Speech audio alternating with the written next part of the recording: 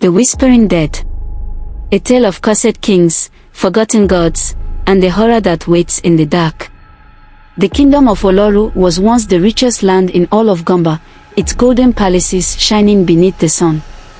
But beneath the city lay something ancient, something that was never meant to be disturbed. For centuries, the kings of Oloru ruled in peace, until one, King Jan the Bold, decided to dig deeper beneath the earth. He saw the lost tomb of Nzasi, a burial ground where the first kings had been sealed away. The priest begged him to stop, warning of the whispering ones, spirits that should never be awakened. But Jan did not listen. On the night his men broke open the tomb, the city awoke to silence. No bird sang. No wind blew. And from the depths of the earth, something began to whisper. By dawn, the city was lost. A week later, a trader named Abani arrived at Oloru, expecting to find a bustling city. Instead, she found emptiness. The gates were open. The streets were lined with rotting food. The great palace stood untouched. But there was no one inside. Then, at night, she heard it. A whisper. Soft, like breath against her ear. Turn back.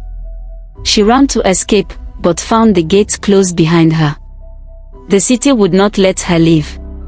Trapped in Oloru, Abani searched for any sign of life. What she found instead were shadows that moved without bodies, voices speaking in languages long forgotten, and faces watching her from the dark corners of empty houses. Each night, the whispers grew louder. She discovered a survivor, a young boy named Deo, hiding in the ruins of the temple. He told her the truth.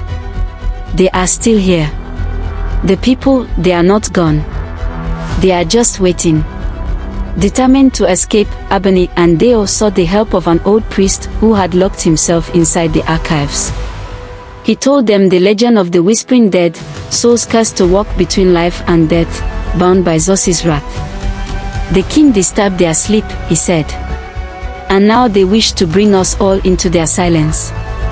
The only way to break the curse was to find the king's body and burn it in the flames of the eternal pyre, hidden deep within the royal catacombs. But the catacombs were not empty. With torches in hand, they descended into the darkness.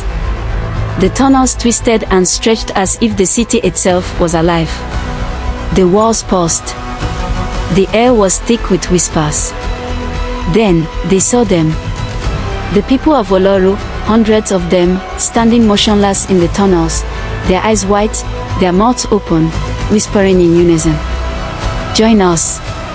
The silence is peace. The silence is home. As they ran, Deo was dragged into the darkness, his screams cut short. Abani reached the burial chamber of King Jan, where she found him alive, but not human. His skin was blackened, stretched, his fingers too long, his mouth twisted into an endless whisper. I only wanted to see, he moaned, but now I hear. I hear everything. With no time left, Abani set the king's body on fire.